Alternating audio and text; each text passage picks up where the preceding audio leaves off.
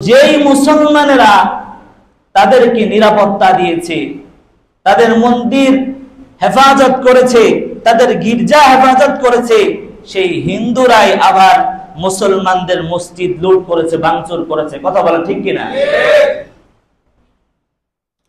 আপনারা জানেন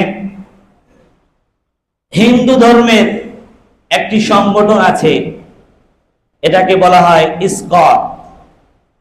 হিন্দু ধর্মের আরো একটি সংগঠনের নাম কি? ইসকন। কিন্তু এটা আরো ভালোভাবে পর্যবেক্ষণ করলে, আরো ভালোভাবে গবেষণা করলে এটা আসলে হিন্দুদের সংগঠন নয়।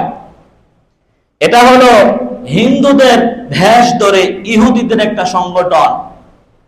আপনারা যদি ভালো করে গবেষণা করেন দেখবেন এটা হিন্দু ধর্মের সংগঠন নয়, এটা হলো ইহুদি ধর্মের একটা চক্রান্ত।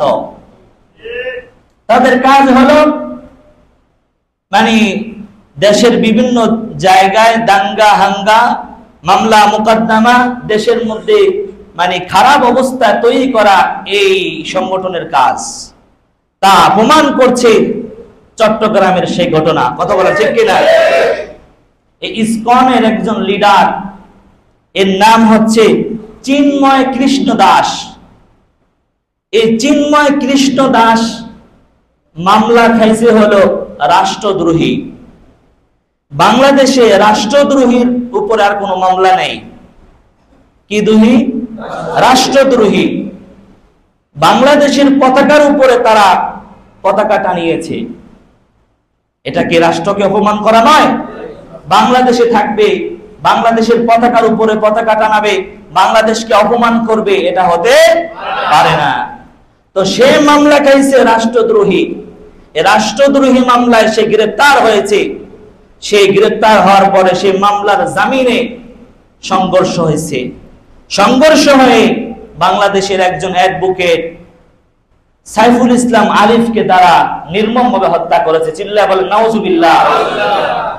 অথচ এই সাইফুল ইসলাম আলিফ সাহেব রাহিমাহুল্লাহ তিনি এই মামলার সাথে কোনো সংযুক্ত ছিলেন না, এটার সাথে তার কোনো সম্পৃক্ত ছিল না। এই অ্যাডভোকেট সাইফুল ইসলাম যখন তার কর্মস্থল হাইকোর্ট থেকে যখন তার কাজ শেষে বাড়িতে ফিরবেন, ওই মুহূর্তে এই জালেমরা তাকে নির্মমভাবে পিটিয়ে কুপিয়ে হত্যা করেছে। অথচ এই মামলার আসামি চিন্ময় কৃষ্ণ দাস যখন গ্রেফতার হয়েছে, আমরা দেখেছি, মিডিয়ায় দেখেছে, এই দেশের মানুষ দেখেছে, তার দুই হাতে হ্যান্ডকাপ ছিল না। কথা বলেন ঠিক কিনা? অথচ সে কি মামলা খাইছে? রাষ্ট্রদ্রোহী। এর উপর আর কোনো মামলা নেই।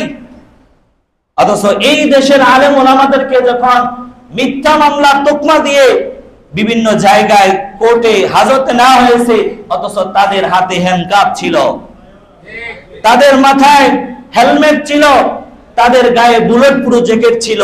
এগুলো পরা মানুষের সামনে আলেম ওলামাদেরকে অপমান করেছে।